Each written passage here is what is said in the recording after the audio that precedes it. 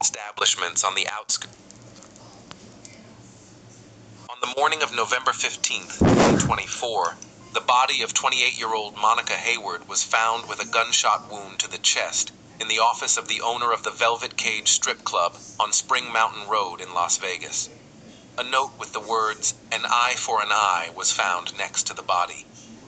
The investigation revealed that the murder was the result of a chain of events that began a year before the tragedy.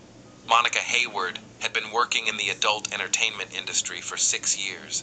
She started as a waitress in one of the many establishments on the outskirts of Las Vegas, then moved on to dancing. For the last 4 years, she had been performing at the Velvet Cage, a mid-range club, not elite, but not the cheapest either. The club was located in a 2-story red brick building with a neon sign and parking for 30 cars. The main hall could accommodate about 100 people, and there were 8 separate booths for private dances and several service rooms on the second floor. The club's owner, Travis Brockman, had strict rules. No alcohol backstage, no drugs on the premises, no fights with customers. There were 4 security guards who worked in shifts. There were 12 dancers at the club, all of whom performed on stage according to a schedule. Monica danced 5 nights a week from 9 p.m. to 3 a.m. But working on stage was only part of her income. Like many girls in similar establishments, Monica provided additional services to select customers. It wasn't advertised, but it wasn't a secret either. Travis knew about it but preferred not to interfere as long as it remained outside the club and didn't cause any problems. Monica met with clients in motels, sometimes at their homes, sometimes at her apartment. There were only a few such men, 5 or 6 regulars who paid well and didn't cause any unnecessary complications. A year ago, Monica felt unwell. She had a fever for 2 weeks, a rash appeared, and her lymph nodes swelled. She made an appointment at a free clinic and had tests done. The result was positive. HIV.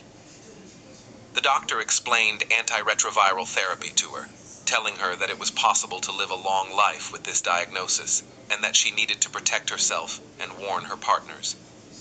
Monica listened, got a prescription for medication, and left. She started taking the pills, but didn't tell anyone about her diagnosis.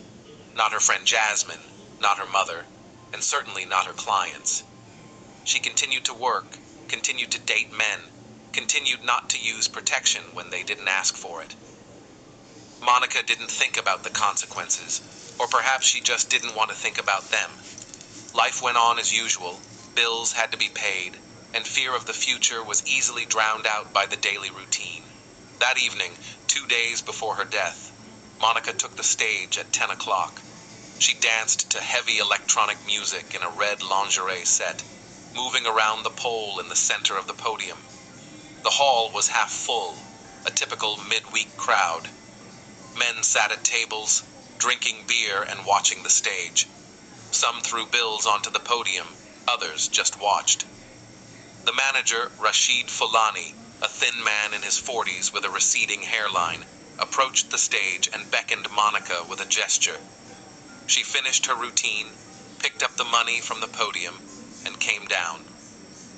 Rashid leaned close to her ear. "Private dance, booth number 5, paid for half an hour." Monica nodded. Private dances brought in more money than performances on the main stage. She walked through the hall past the tables, feeling the eyes of the patrons on her, and headed for the corridor with the private booths.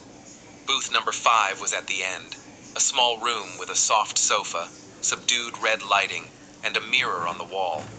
A small audio system allowed her to play music of her choice. Monica pushed the door open and went inside. Isaiah Langston was sitting on the sofa. She recognized him immediately. He had been one of her regular clients for the past 2 years. A tall man in his 40s with a neat beard and dark eyes. He worked as a sales manager for some company that sold electronics. Isaiah came to the club every 2 or 3 weeks, ordered a private dance, and then they met outside the club. He rented a motel room. They spent an hour or 2 there. He paid $300 and left. No problems, no unnecessary conversation. Monica smiled and closed the door behind her. "Long time no see, Isaiah. Did you miss me? He didn't answer.